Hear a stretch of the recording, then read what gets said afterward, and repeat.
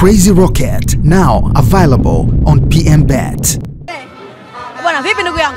Salama kabisa. Uko vizuri? Niko vizuri kabisa. Umetinga jezi ya mnyama. Niambie kwanza, umevaa jezi kwa matokeo haya, jezi imekuwa nzito au bado moyo upo kuendelea kupambana?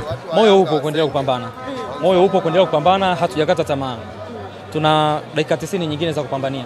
Sawa. Ugumu wa Simba leo umekutana nao mpaka wamepata ushindi mwembamba sana. Jamaa wametuzidi kiungo. Wametuzidi kati. Yes, wametuzidi kiungo. Wametuzidi kiungo kwa maana kwamba naweza nikasema kila pahala, kila muda mpira wako nao wao. Kila tukijitahidi mpira wako nao. Kagoma amefanya kazi nzuri sana. Sana pamoja na Ngoma. Kwa hiyo kuna muda ambao inabidi tukiri.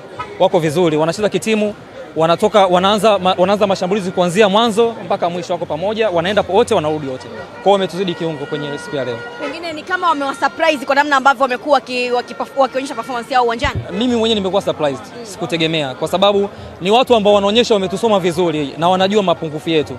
Sisi Simba tunajua mapungufu yetu always ni huko kwa Zimbwe. Sawa? Na ndio njia ambayo walikuwa wanatumia leo. Kwa hiyo ni watu ambao wametusoma vizuri, wametustudy vizuri, wanajua kabisa beki zetu za pembeni ndio tunazozitegemea sisi kushambulia.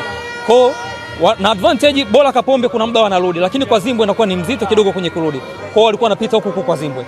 Unaizungumzaje substitution ambayo mwalimu alifanya kumtoa Kibu Denis na kumuingiza Joshua Mutale?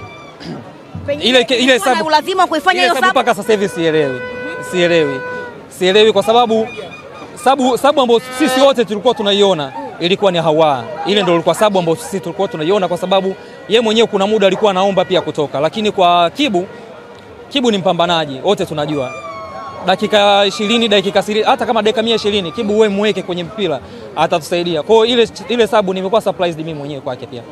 Vipi kwa upande wa namba 10 Jean Charles Ahoua? Japokuwa amefunga lakini kiwango chake unakizungumziaje? Kuanzia dakika ya kwanza mpaka ya mwisho. Leo hajacheza mpira wote, ni utoto tu. Haikuwa katika fomu yake. Sio leo. Hii ni mechi ya 3 mfululizo.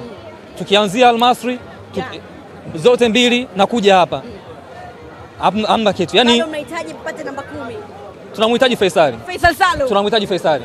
Tunakusikiliza. Namba 10 Faisali tunamhitaji. Kwa hiki tunachokiona Faisali tunamhitaji. Wafanye juu chini.